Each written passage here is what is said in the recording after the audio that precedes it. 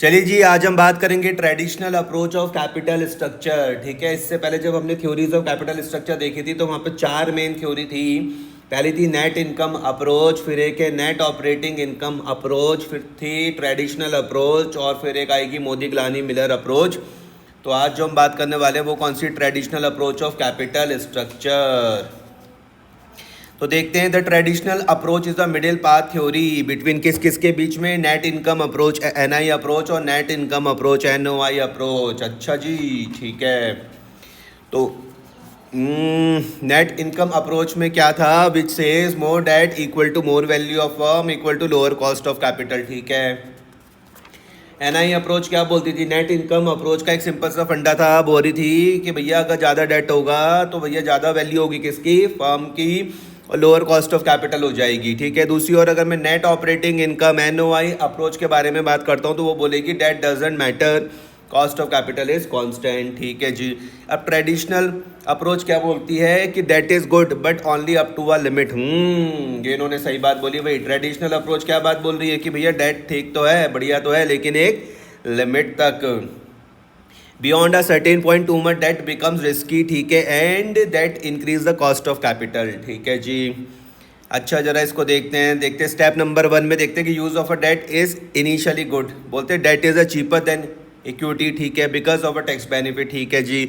So if a firm uses some debt it can reduces the average cost of capital. ठीक है, जिसको हम के से जानते हैं। ठीक है जी।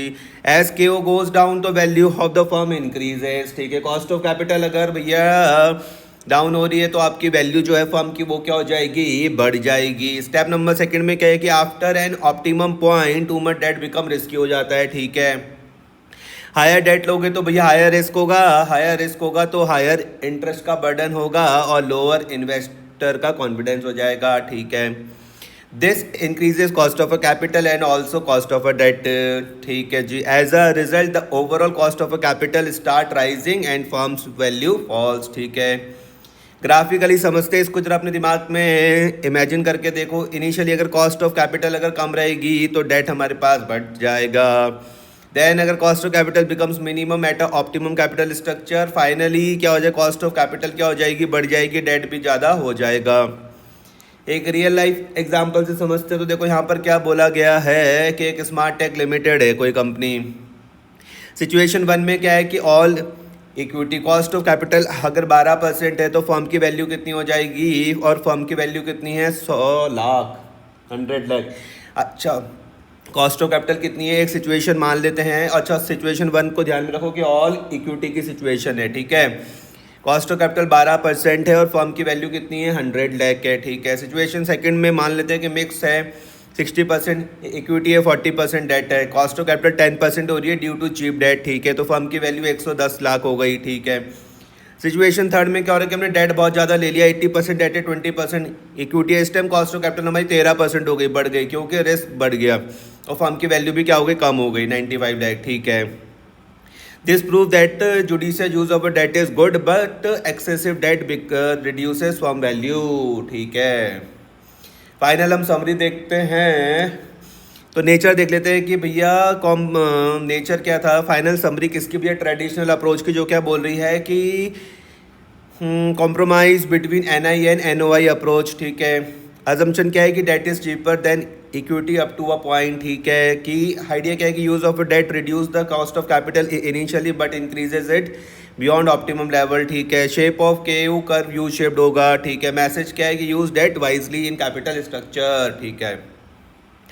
एमसीक्यू देखते हैं भैया। तो सबसे पहले traditional approach is a compromise between किस किस के बीच में, एनआई अप्रोच और NOI approach, M approach and NI approach, equity and asset approach या फिर कॉस्ट एंड रिटर्न अप्रोच। तो आंसर है NI approach and NOI approach. Explanation देख लेते हैं कि traditional approach takes elements from both net income and net operating income approaches. ठीक है। दूसरा हम बात करते हैं according to traditional approach what happens beyond a certain level of a debt, firm value keep increasing, overall cost of capital decrease sharply, cost of capital increases, equity becomes zero. तो हम बोल देंगे भैया cost of capital increases. C हो जाएगा। Too much debt increases risk which increases overall cost of capital, ठीक है। फिर थर्ड वाले में हम देखते हैं, तो थर्ड वाला क्या है भैया, एमसीक्यू थर्ड देखते हैं। The cost of a capital curve in a traditional approach कैसा होगा, तो हम बोलेंगे भैया यू शेप होने वाला है। या डाउनवर्ड स्लोपिंग स्ट्रेट लाइन होगा, नहीं। कांस्टेंट होगा, नहीं। U shaped. और हॉरिजॉन्टल तो हम बोलेंगे भैया यू शेप्ड होगा। Initially cost of a capital falls with the depth reaches a minimum point and then rises, ठीक है। एक और क्वेश्चन हमारे स्क्रीन पर है कि what is the impact of moderate debt on a firm value in traditional approach. It reduces the firm value, it increases the firm value, no impact, या फिर ऑलवेज नेगेटिव। तो आंसर इसका B हो जाएगा, it increases the firm value. Use of a cheaper debt reduces cost of capital and increases firm value up to a point. आगे हम देखते हैं भैया ट्रेडिशनल अप्रोच में क्या है, तो भैया लिखते हैं traditional approach differs from NOI approach because it ignores cost of a debt, it assumes cost of capital is constant, it believes cost of capital changes with leverage, it uses only equity। इसका क्या होगा, traditional approach differs from NOI approach because it ignores cost of a debt, नहीं। It assume cost of a debt is constant, it believe cost of capital changes with leverage, शायद C होगा इसका answer, C ठीक है। It believe cost of a capital changes with leverage. Explanation क्या है, NOI assume cost of a capital is constant, traditional assume cost of a capital changes depending on date level, ठीक है जी।